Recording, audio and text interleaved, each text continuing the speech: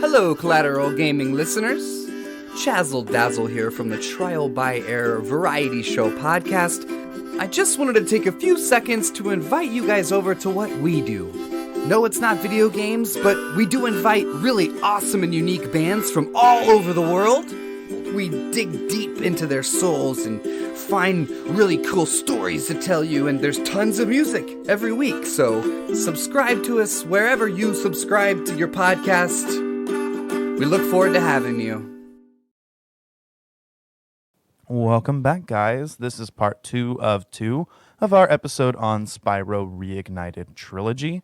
We are, once again, releasing this in 2 parts, and that's partially due to some technical difficulties, but also partially due to the fact that we are talking about 3 games, and also this is the format we're going to be trying out next season, with nearly every episode being split in 2 parts and released in a bi-weekly format. So we hope that we can kind of test it out here, see how that works. Also, side note, at least the first half of this recording audio is not going to be as good quality because, well, I had lost the audio from the Skype call on everyone but my own end. But the good news is that I was doing a recording of the Skype call using the built-in, recording feature. So we have some backup audio. Again, it's not as good, but it's there, so we don't have to start all the way over. Other than that, we hope you enjoy the show. I'm Ashley Chancellor. I'm Megan Gardner. And I'm Alan Gomez. This is Collateral Gaming.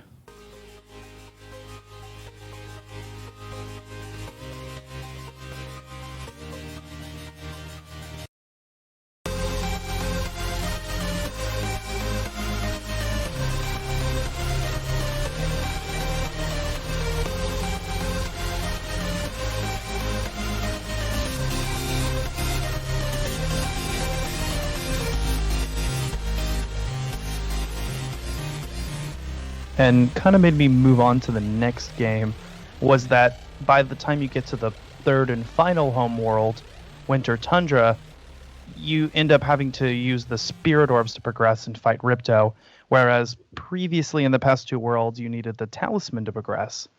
So, having collected the Talismans and only collecting the Spirit Orbs as more of a side quest, I wasn't fully aware of what their importance would be later on. So for me, that was just a little bit breaking the flow. I would have to go in, and rather than revisiting those levels right away, I felt like moving on to Year of the Dragon.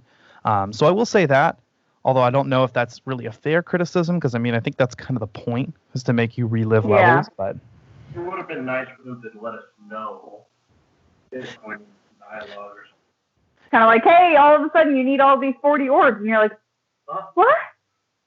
Yeah, they don't let you know. The orbs are kind of just there. And then what's also interesting is that there are only 3 hub worlds in Ripto's Rage.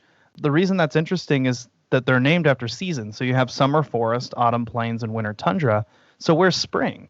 Well, because I know Spyro's going on vacation, and then he gets trapped. Mm-hmm. So I think that maybe he was in spring, and as time progresses, it gets to the part of the story. I'm not sure. Maybe spring is like another part of the world, because I was thinking about that too. Whenever I was looking at it, I was like, "Where's spring? There's 4 seasons."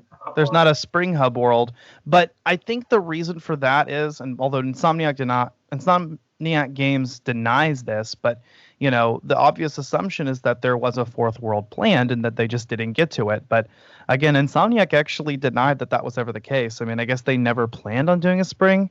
I don't know. Maybe they're not telling the truth. One thing that they did mention is that in the first world, Glimmer, there are flowers, and they say that represents spring. So my headcanon is that Glimmer was originally going to be the spring homeworld, and you were going to start with spring. And it makes sense because Glimmer, the first level, which is not a home world, you're thrust into a level first. I think so. Also, if you look, Autumn Plains has several more levels. Well, only a few more, but it has more levels than all the other ones. So I think, some of the levels that would have been in the spring home world ended up in Autumn Plains, and then the rest were scrapped. But that's just my theory. That's what I'm sticking with. That's your story, and you're sticking to it? That's my story, and I'm sticking to it.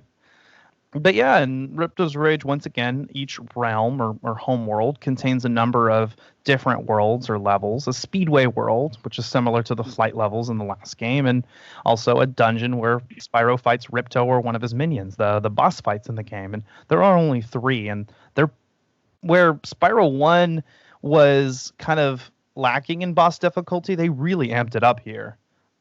Yeah. In the gulp fight, I think a little bit more than necessary. God, that took me so many times. I don't want to talk about it. Speedway levels way more than the flight ones. Yeah. That was a nice change of pace and still brings some of its own little like mini games to the main storyline without being as frustrating as the flight levels. I found the vehicles and the, what is it, a skateboard? I don't know. It's been a while. It feels like it's been so long since we've played. I found those kind of difficult just because the mechanics of those are quite different for me than the actual like running and charging and everything of Spyro himself. So I found that challenging. But he was like, "Oh, it's not fun. I'll do it for you." And I'm like, "Yeah, okay, whatever." At the time, you know, the 90s, they wanted to incorporate what was cool at the time. Well, it's still kind of cool, but they were like skateboards in a video game. Yeah. Oh yeah. Skateboard. But the skateboards are actually in Year of the Dragon. But Ripto's Rage did start introducing some of those mini games. I know there's a lot of Ripto's Rage and Year of the Dragon do feel a lot more similar. I think because Spyro 1's kind of disconnected. Yeah, I agree on that. But yeah, what was interesting for me was I thought that both Ripto's Rage and Year of the Dragon had more refined gameplay, and they did seem somewhat more open-ended. I mean, the worlds were bigger and there was more to explore. I mean, as far as the story goes, I definitely think that it's still it's a very simple story, but I do think that they kind of amped it up. I mean, you've got more cutscenes involved. You have characters that kind of have dynamic storylines. And the basis of it, I mean, y'all mentioned in the beginning, Spyro and Sparks decide to take a vacation to Dragon Shores, but then they're transported to the world of Avalar. Where they meet Allura the Fawn, Hunter the Cheetah, the Professor, and you know, they're kind of just summoned there to drive out Ripto, who had, you know, previously accidentally been transported to Avalar and decided to conquer it. We know that Ripto seems to have a distaste for dragons, and he has his minions Crush and Gulp, and all 3 of them are fought as bosses. And I thought Ripto was a fun character as well. Yeah, he's really sassy. Very, very like, girl. I was like, okay, calm down. It's okay. You'll be all right. Yeah, I mean, he's a mean little guy. I mean, he's an angry little guy. And I liked the characters of Hunter, who's kind of a dope. And Allura, she's cute. And the Professor is kind of a fun, you know, smart character. I mean, we've actually got really fun characters now this time, and characters that we can be attached to, unlike Spyro 1, where you had, you know, just these kind of random dragons, and that was it. Yeah. Not only that, but space for that one.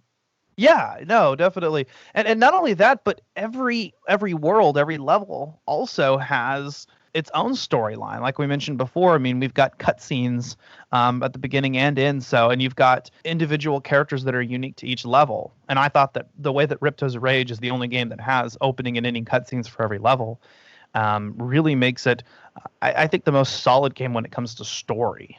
Mm-hmm.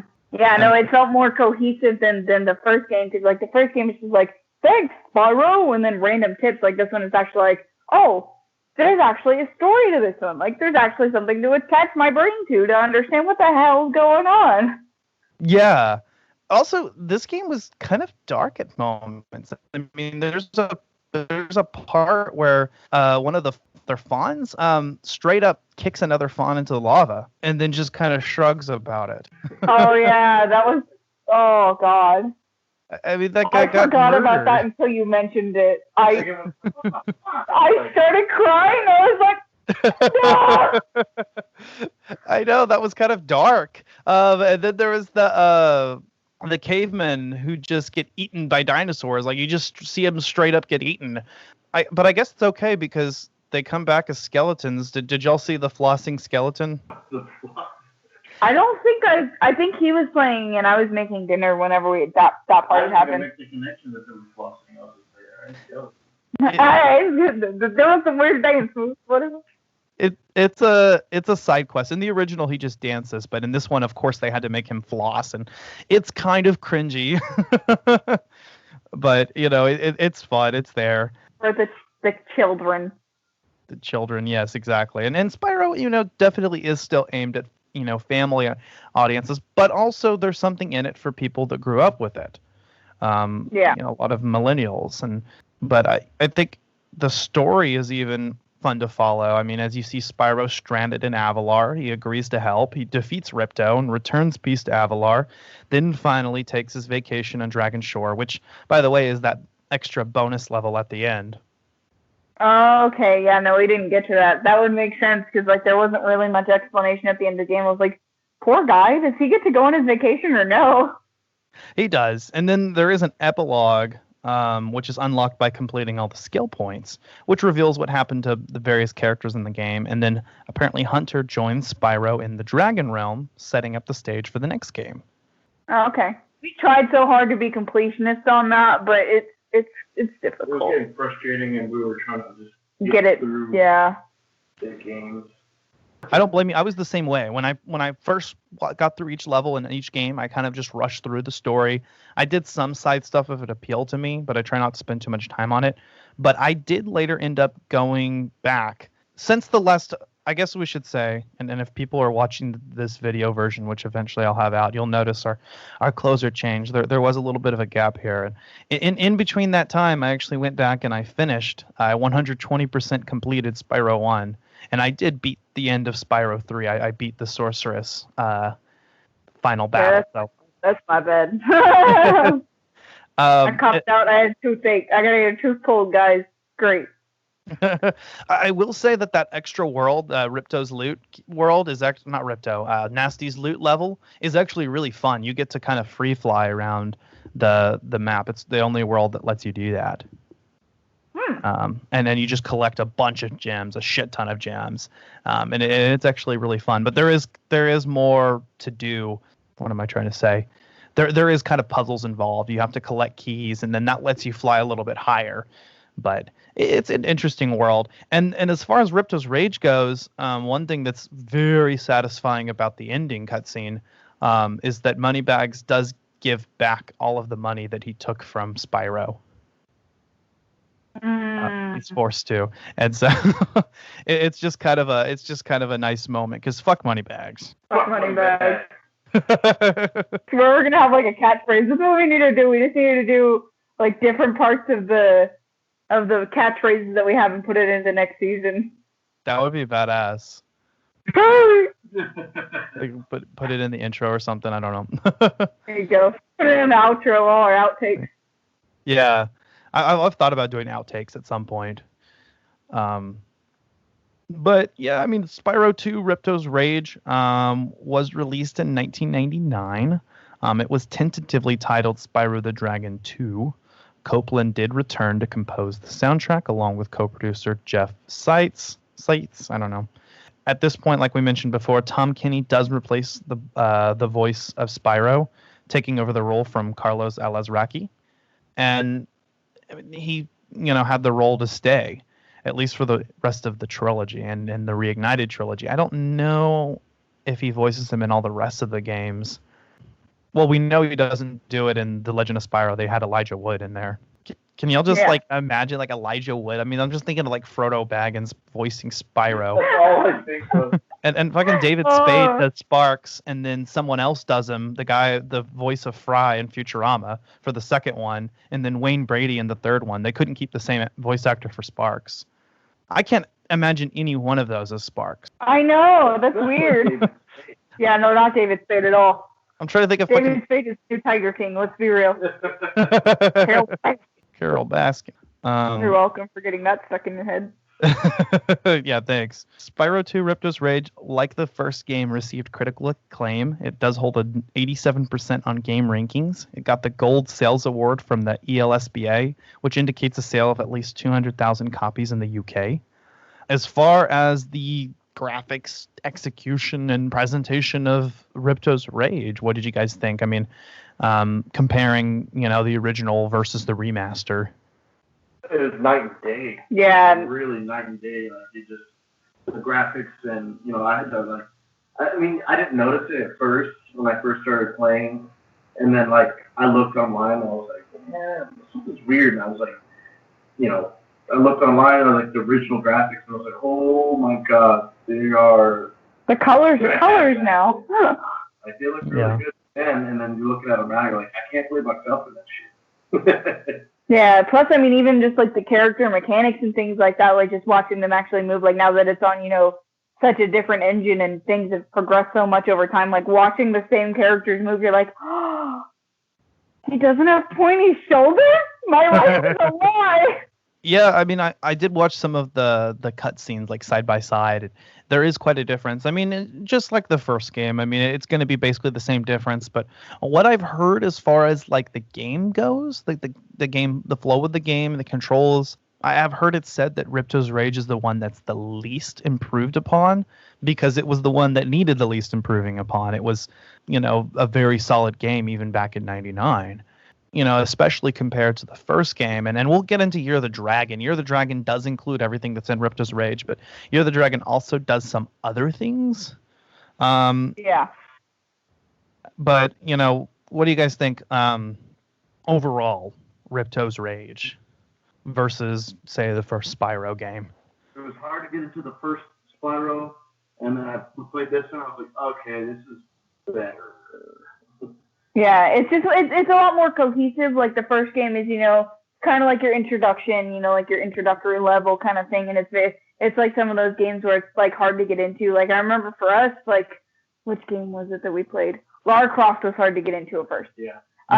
And then once we got past the tutorials and, and got up past all that stuff, I was like, damn, I'm hooked. We've been playing this for 6.5 hours. It was kind of like that. Same thing with Ripto's Rage and Year of the Dragon, because it's more cohesive.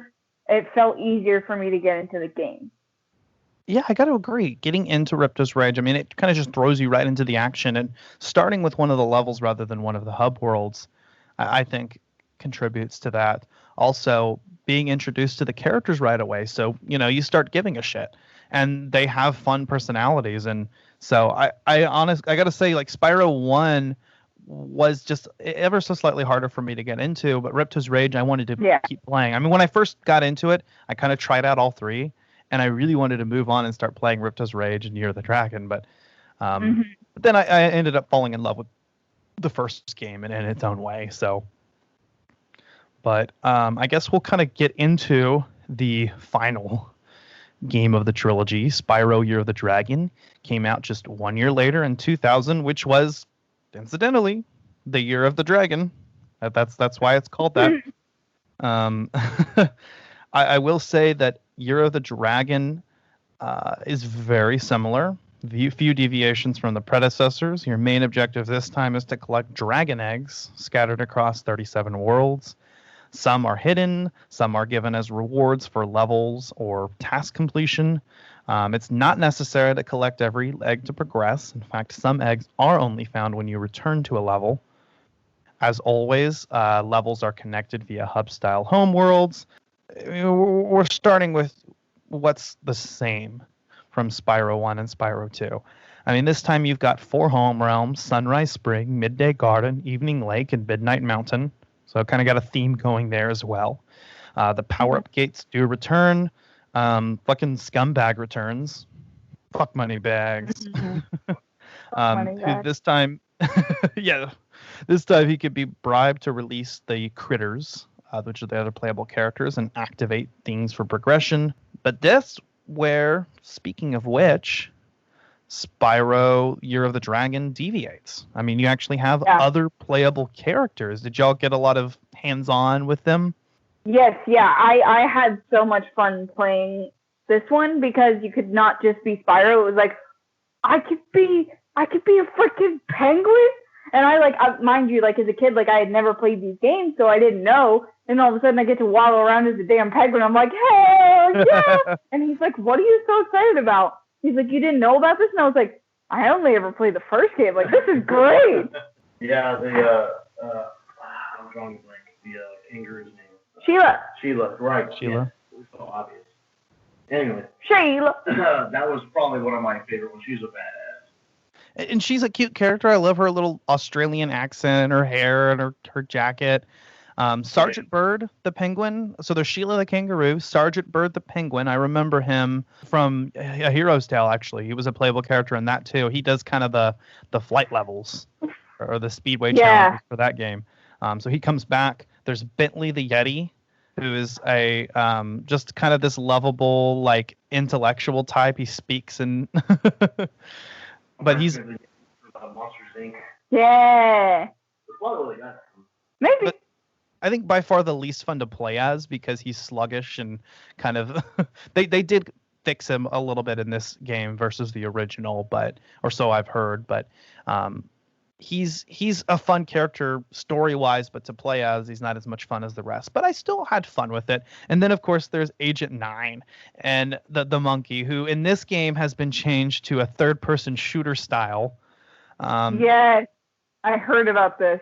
Yeah, and it's fun. I mean, by far the most fun part of the games to play, maybe besides Spyro's part. But the most fun other playable character, I think, is Agent 9. And the fact that they changed it into a third-person shooter in this version versus the original actually really enhanced the gameplay. I think that it made it more interesting. I love the whole thing. And there's even some person shooter segments. I mean, there's this one like Wild West style where you shoot dinos. The shootout, yeah. It feels like one of those like arcade rail shooters. Yeah, those are so fun. Yeah, I hadn't played the third one like I mentioned before. But from what I heard that this got a lot of great rave and good reviews because of simply, I guess, the mechanics changed on the monkey a lot. I didn't know, of course, before, but apparently, like, it's night and day, and like people love it. So yeah, I looked up the reviews because I was curious because I remember it not being that easy to use him, and I looked up reviews on what other people's thoughts were, and it was like, yeah, okay, I'm not the only one here. I thought I was imagining things. I don't remember it being this easy, and yeah, everyone says the same thing. It's so much the fluidity using that character was. They did a great job revamping him. Yeah, I really think they did. In fact, I think Spyro Year of the Dragon originally was seen as, I think, more gimmicky. I mean, it seemed like Insomniac Games was kind of running out of things to do, and that's why they left the series. So you can really tell here because they were really trying to stretch out. They didn't want to make new abilities for Spyro. Instead, they developed the other playable characters. And originally, it just... I think wasn't as well done. I think it was kind of all crammed in as best as they could. Now that they had time to really develop it, I think Year of the Dragon shines the way that it's meant to. I really think the Reignited Trilogy truly improved on Year of the Dragon because I think it wasn't perceived as well as Ripto's Rage, and now it's a really big contender. They're both really cool, and it's hard to say because Ripto's Rage is kind of a more tight game. There's just so much more to do in Year of the Dragon, and then there's all the other playable characters, and they're a lot of fun. There's more mini games than there were in Ripto's Rage, like you guys mentioned before. Fucking skateboarding. As a skater, that was super exciting for me. You've got also, and I haven't even gotten to try these out yet, but Sparks the Dragonfly has kind of these levels. That are kind of like these like top-down shooter style. And Hunter does have a few mini games where he's in various vehicles, which I hadn't really gotten to try those either. But each playable character can be controlled for certain levels. There is one of which for each character can be found in every home world. There's, like I said before, an extensive set of mini games, some carried over from Ripto's Rage, where you play as Spyro and other characters. I think as far as the story goes, it really carries over. There's a lot of the charm that's in Ripto's Rage. I mean, this time you have the main enemy is the sorceress and Bianca the rabbit, who later becomes an ally and kind of has a love interest, romantic relationship, actually ends up having a romantic relationship at the end with Hunter. And I like how instead of having the cutscenes before and after each level, there's just kind of these segues when you come back to the home world. And it's just kind of an update on what's been going on. It's another interaction with Spyro, Hunter, and Bianca. And they really are charming and they add to the story. And I really felt like, whereas Ripto's Rage had more lore, more of like a bigger world and there's world building, I think that Year of the Dragon stays more focused and kind of has this continuing development. And you even cut back and see the sorceress at times. And she actually has an underlying motivation that's explained. And then also, my brain just went choo-choo. Also, I think it's cool how, like, instead of just being like, oh, action, cutscene, like, it's like, it's kind of like just like like an update, like on a TV show, you know, it's like previous on Spyro kind of thing. Like, it's kind of like reminiscent of that, which is really cool because it's like a concept that you don't see much in gaming. So it's cool to kind of see that element. And of course, it's in Spyro, so it's very fitting. Yeah, no, definitely. I agree with that. As far as the story goes, you know, there's the plot. You've got Spyro and the other dragons celebrating the Year of the Dragon in the beginning, which is when new dragon eggs are brought to the realm every 12 years. Bianca crashes the celebration with an army of Rhinox and steals all the dragon eggs. Rhinox do end up becoming, I think, recurring enemies later on as well. Spyro kind of discovers this world that was once inhabited and left behind by dragons, and that's another plot point that's brought up a few times, is kind of what happened to the dragons. And then you start to find out. But currently it's under control by the sorceress and the Rhinox. Now we find out later that the sorceress had banished the dragons long ago, but didn't realize that they were the source of magic in the kingdom. Now she wants to take wings from baby dragons to concoct a spell for immortality. Bianca, once she finds out that part of the plan, actually turns against the sorceress and starts to help out Spyro. After we defeat the antagonist and the credits roll, you actually fight her again to retrieve the last dragon egg. And after returning all the dragon realms, like I said before, Hunter and Bianca kind of get it on. And that's kind of a development that's hinted at throughout the story. So there's a satisfying conclusion. And then there's even kind of a hint with Spyro and Allura at the end, which I thought was interesting. Yeah, I remember you talking about that. Like, I don't know, I didn't play that much into it, but clearly I missed it. You're like, oh, they fucking.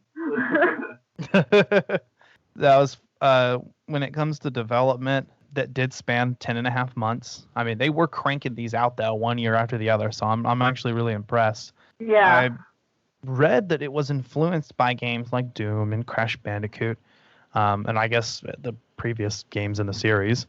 We had levels that were made much larger than Ripto's Rage so that the areas for mini games could be added. And then to prevent confusion, they loaded these separate areas separately from the hubs. And I think that it goes over well. I mean, you pass the little, gateway for a mini game and you go, oh, okay, that's a mini game. I'm going to go, try this out, or I'm going to skip this. So I did appreciate that. Oh, what is this? Oh, God, it's a mini game. Hey, babe. Previews had indicated the graphics were improved. Many new characters and locations were added. One thing that's actually, and I've heard this about the game before, but there is a crack protection, which was to prevent hackers from cracking the game. And there's actually some built-in protection. I've heard that if you are playing a pirated copy of the game will recognize. It'll let you get all the way through the game until the very final battle, and then load you back in the first world with 0 eggs and 0 progress. No way, really? Yeah. This was back, that's cool. Yeah, this was back at a time when these things were kind of done in games, and there's some scary shit that's been happening, to people that pirated games. Like, they would try to freak the fuck out of you. But this is one of the more, infamous examples. Like we said before, this was Insomniac Games' last Spyro title. Ted Price had revealed that they felt that they could do nothing new with the character, and they wanted to do something different after working for 5 years on this IP. And honestly, they went on to do, I guess, bigger and better things. And Spyro, for better or for worse, was handed off to other developers, and we see the direction that went in. I do hope that, with enough time gone by, Insomniac realizes, okay, there's something more we can do with Spyro, or maybe, let Toys for Bob take the helm, because they seem to do a pretty good job as long as, they remain faithful to the heart of the game. Yeah. I mean, I'd like to see what they would do with a brand new game while staying true, but maybe adding new abilities, maybe adding kind of the more the platforming that we see in like a Hero's Tale, which is a little bit more refined. Maybe adding a little bit more of a deeper story like the Reboot trilogy, but not like really into it. Like, don't forget that you're a kid's game. Don't take yourself too seriously, but don't be afraid to get a little bit deep either. I think would be fine. Plus, kids are smarter nowadays too. Like when we were younger, we were just like, whatever. Like now, kids like read into things. Like, oh, they're getting smarter, and it's not okay. Yeah, I've heard that that's a thing. That like intelligence as a whole, like cognitive intelligence, has increased. IQ scores are increasing. Keep in mind also that another Spyro game would be catered towards adults like us. So that's very possible. And I felt that they did a good job. With Year of the Dragon, we had the music, again, composed by Copeland. The challenge was in creating music that would be both interesting to listen to and complement gameplay. So he did incorporate more complicated harmonies and bass lines so that music would always seem fresh even after repeated listening. He felt that there were no technical restraints on his end due to the PlayStation's CD format. He recorded an entire orchestral scores for extra flourish and percussive and beat-driven melodies for high-energy movements. Your heart pumping, like when you're in the deep of it and you're like about to do like a boss fight or something, like your heart starts beating like you're in like a God of War style game. You're like, oh, okay, lots of percussion. Okay, like you can tell like definitely with the scores, like as the games progress, like there's more thought put into them, and it's really really cool to like watch them and be like, okay. Cool game. All right, let me turn it up a little bit, and then all of a sudden it's like, whoa! Is this a movie or is this a kid's game? What am I doing here? I mean, yeah. What did you think, Alan? I mean, or even playing this game before? Yeah. There was as far as the musical part, yeah, I agree with Megan on that. It was dramatic, but not overly so. It was to a point where it was still fun. The music definitely like hyped you up. It hyped me up, but it also like stressed me out. I'm just like, the music occupied, and you're just like stressed me out. Like, all right, okay, I get it, music, I get it. Let me just. No water. Oh, damn it. But I agree. The music was definitely. It's the little things like that you don't notice until or you just take for granted.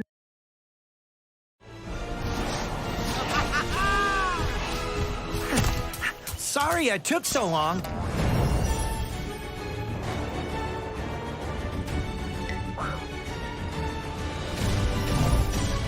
Bring it on.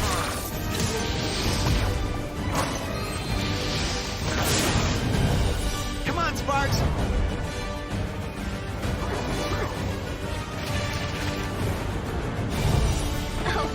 Thanks, Spyro. Don't worry, I'll take care of them.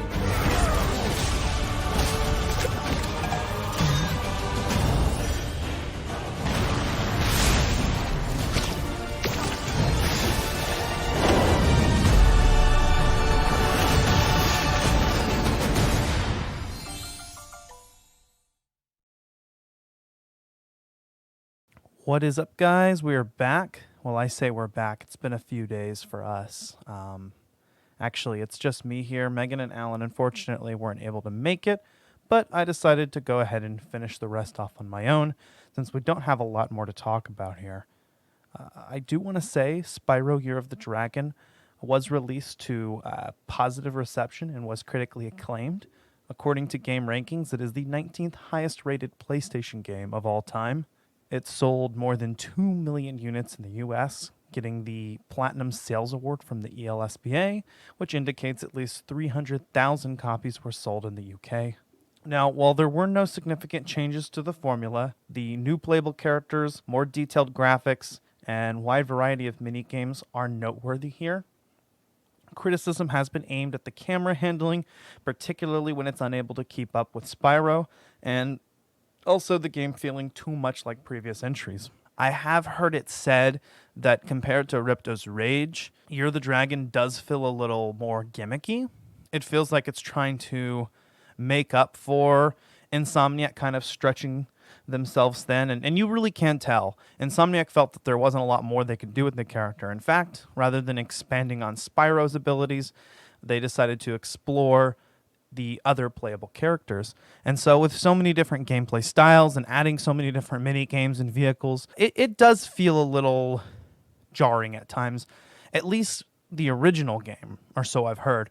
Now, I do feel the remaster here in the Reignited Trilogy has really evened that out, whereas Ripto's Rage didn't need a lot of work. I think Year of the Dragon needed a little bit of work. And so now it really is competitive. It holds a competitive edge against Ripto's Rage, and it's really hard to tell which is the better of the two. In fact, I was going to go ahead and ask each of us which game out of the trilogy was our favorite, and I feel that it's a strong competition between Year of the Dragon and Ripto's Rage, but with Year of the Dragon feeling just as solid as Ripto's Rage, and I think having a more, how should I put it, a more involved story, a story that feels, you feel a little bit more involved in and sympathetic with. I add to that the mini playable characters, all the mini games, fucking skateboarding, and the fact that you can chase Moneybags at the end of the game. Yeah, again, fuck Moneybags. You can chase him and get all of your gems back, like at the end of Ripto's Rage where he gives them all back. In this case, you actually have to ram him and flame him a bunch of times until you get them all back, and man, is it satisfying. I gotta love it.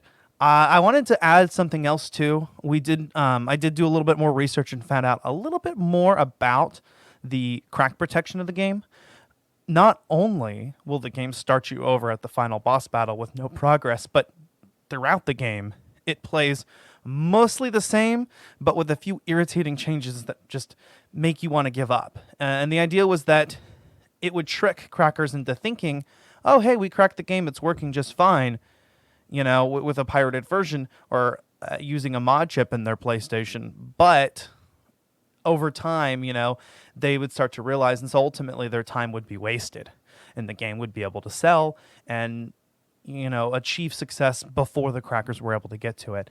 There's just some small irritating changes like eggs going missing, even after having collected them, sparks not changing color past green, so you only get 2 hit points, and just various other irritating, odd glitches throughout. So it's a very challenging experience. That being said, there are some gamers who have taken it upon themselves to play the pirated version of the game as a challenge. So that's definitely something you can find some YouTube playthroughs of. But with the Spyro Reignited Trilogy version of Year of the Dragon, I really feel like it is the definitive version of the game. In fact, I feel that the Spyro Reignited Trilogy overall is the definitive way to play the first 3 Spyro games. Now, there has been some talk about frame rate drops. I didn't notice them. Maybe it's because I'm playing a different version of the game, and my version of the game did not have the motion blur on. I think some of the original criticisms have been addressed with future patches, and of course with re-release versions of the game. Now, overall, it did get generally favorable reviews.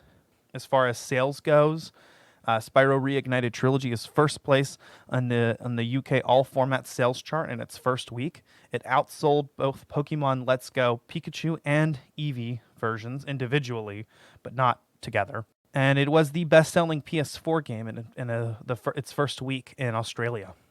It received the Family/Kids Title of the Year at Australian Games Awards and was nominated for the Freedom Tower Award for Best Remake at the New York Game Awards, Game Classic Revival at National Academy of Video Game Trade Reviewers Awards, and People's Choice at Italian Video Game Awards. So certainly this game hit a lot of milestones, really stuck in a lot of people's minds, and I think ultimately was a fun experience. And I think the optimal experience for playing Spyro. As far as where the series may go in the future, I do hope they go along the lines of Crash Bandicoot and make a Spyro 4 with Toys for Bob's heading development of that. I feel like they've really shown their worth here, and they are going to be working on Crash Bandicoot 4, so once they're done with that, I'd love to see them tackle another Spyro 4 in the vein of the Insomniac Games trilogy. That being said, I do feel like Insomniac Games, when they say that they didn't feel like there was a lot more they could do with Spyro and that they didn't know how to expand his abilities, I kind of have to wonder about that. One thing that later games did that, despite not being considered as stellar games as the original trilogy, but one thing, games like Spyro Heroes Tale or even Enter the Dragonfly or even the abysmal Legend of Spyro trilogy did was encompassing new abilities and new ways to play. I love the way that a Heroes Tale plays, for instance. I felt like it was a natural expansion of Spyro's arsenal. You've now got a double jump to glide, and you've got the head bash move was kind of mapped to the double jump. I don't suppose that makes a big difference. Different breaths, that's, I feel like, a step in the right direction. So, I mean, and just the number of different unlockable moves that Spyro had really made sense, and I liked the way that went, and also exploring the other playable characters. I'd like to see, the other playable characters return. Obviously, we've seen Hunter and Sergeant Bird return, but who's to say Bentley or Sheila or Agent 9? Because Agent 9 was fucking fun. I love that third-person shooter style, and I feel like Agent 9 was my favorite to play as, honestly. But anywho, I'm excited to see where Spyro could go in the future. I think it's definitely got a shot. Haven't heard anything yet about what's going on, but hopefully we will get some news soon. And speaking of news, there were some new Xbox games showcased in their own live event. Highlights for me, I would say Fable.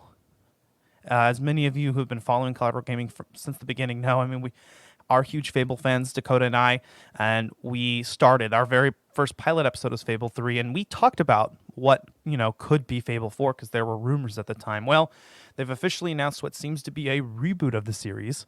One that, if the trailer is anything to go by, may offer some more personalization. We'll see. Kind of the idea of crafting your own Fable is what it seems like they're going for, but definitely the series humor is not lost in that teaser trailer. Also, Halo Infinite. However, it has received a bit of criticism for the art style or the way that the graphics were presented in the trailer. So I do hope the graphics get a little bit more of an upscale. I think that this was more of just a peek. Is it Bungie still working on it? I want to say the developers went out and did say that it was an intentional decision to go back to the art style that they're using. So we'll see what happens. Definitely fan criticism and feedback plays a big part. And I feel like when developers listen to their fans, we ultimately get a better product. And that's what happened with Spyro Reignited Trilogy. I mean, we saw Spyro kind of go downhill and try a different direction and go even more downhill. And, finally going back to the roots, I think, was honestly what saved the series. And I'm really excited to see where it could go in the future. I played the hell out of the Spyro Reignited Trilogy. As of the time of the recording now, I have 120% completed both Spyro the Dragon and Spyro 2 Ripto's Rage. I did finish Spyro Year of the Dragon. I beat the main story, and I've been going back and doing some of the more challenges. It's definitely the biggest of the three games, and that's why I gotta say I think it's gonna be my favorite of the bunch. Although it's a tough call because Ripto's Rage kind of also holds a place in my heart for just being a solid game, and Spyro the Dragon has that unique charm that, again, it kind of seems to have all of its own. But I suppose we're gonna go ahead and wrap it up here. I would invite Alan and Megan to list their choices of their favorite Spyro game and give out their final thoughts. But since I'm running solo, I will go ahead and get into my final thoughts on Spyro Reignited Trilogy. It is, again, I think, the optimal experience for Spyro fans. It's the definitive way of playing the first three Spyro games. You heard it from me. That's how I feel about it. I think it's fun. It's a blast from the past. There's definitely going to be a lot of nostalgia for gamers that grew up with this series. And for me, who was just kind of coming into this and had a different entry into the Spyro series, I definitely got to say that there is something special and unique about this trilogy that just isn't in the other Spyro games. I've kind of got to go back and play A Hero's Tale to really be for sure, but I do feel like there's just something. Maybe it was drugs. Maybe it was acid. I don't know. There's something inventive and unique and creative about Spyro, the original Insomniac Games trilogy. And the Reignited trilogy really fully explores that. It doesn't hold back anything. I think the games are presented in the way that they were originally meant to be presented as, technology withholding. So Spyro Reignited Trilogy is a definite recommend for any and all gamers. I think it can have an appeal to casual gamers. It definitely has an appeal for hardcore gamers as well. Easy to pick up, fun for everyone, but hard to master. And there's really a lot of room to just explore and get everything. And even then, it's not too hard to 100%. It doesn't feel like a chore. It's just, you do got to put in the time. I will say I was able to get through many of the levels pretty quickly, and that was fun. And I do enjoy the pacing. I enjoy the variety of the levels.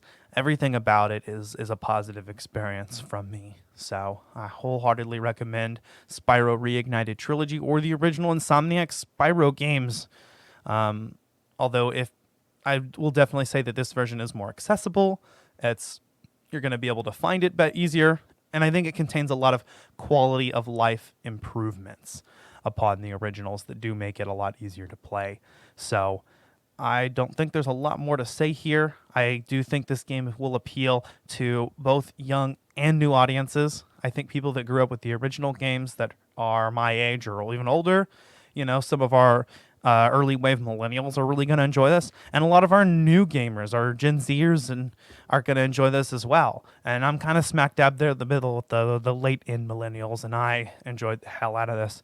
And there was a little bit of nostalgia factor for me, but not a lot, and I still enjoyed it. So, and from what I've heard, people that have nostalgia for the game series love it. Check it out. You can find us on Apple Podcasts, Spotify, YouTube, Google Play, wherever you get your podcasts. We're a part of Chill Lover Radio. Also, go check out Collateral Cinema Movie Podcast, our counterpart and parent podcast, which I and Dakota are a part of. Dakota and I are a part of. It's a blast. We're going to be talking about, actually, I believe we're recording it tonight, so these should be out around the same time, but we're going to be talking about Best Friends, our season finale for the movie podcast. It's the reunion film of Tommy Wiseau and Greg Sestero. We also just did a collab, Collateral Gaming and Collateral Cinema, on Super Mario Brothers, the movie, and that was a lot of fun. It was a blast. So go check that out if you haven't already.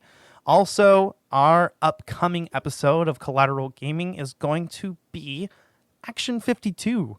Our first bad game this season. I really had to just throw a bad game in there. So we're going to be discussing Action 52 in all its unplayability and dismalness and just everything that is just horribly wrong with this game.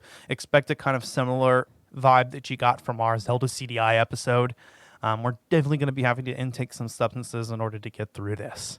So stay tuned for that. And then following that episode, we will be doing our season finale on Assassin's Creed 4 Black Flag. This was a game that Dakota and I grew up playing a lot. So it was a natural choice for us. And we knew we were going to do Assassin's Creed at some point. In fact, this was planned for our first season. If you all recall, seasons 1 and 2 were originally one, and we kind of ended up splitting them into 2 seasons when we went monthly, when we were originally bi-weekly. So Assassin's Creed 4 Black Flag was our first choice because I think it's the game that he and I both identified with the most together. I won't say it's my favorite Assassin's Creed game. I definitely feel like Assassin's Creed 2 is a big contender for that. Brotherhood and Origins. I really, really enjoyed Origins. I haven't gotten a chance to play Odyssey. Super excited about Valhalla. We will be talking about that next season, actually. I'm going to go ahead and reveal that now. But yeah, stay tuned for Action 52 and Assassin's Creed 4 Black Flag. Super excited to talk about those, and also super stoked to reveal what's going to be coming up in Season 3. Yeah, we're already planning it. We've already pretty much decided what we're doing, and we're super excited to tell you about it and do that with you. I want to say we'll be picking that up in October, but we'll see. Another thing that's going to be happening is moving forward, like this episode, we're going to be releasing episodes in 2 parts. So we'll record once a month still, for about 2 hours, and then we'll be releasing those bi-weekly, so that way we kind of do have that bi-weekly release.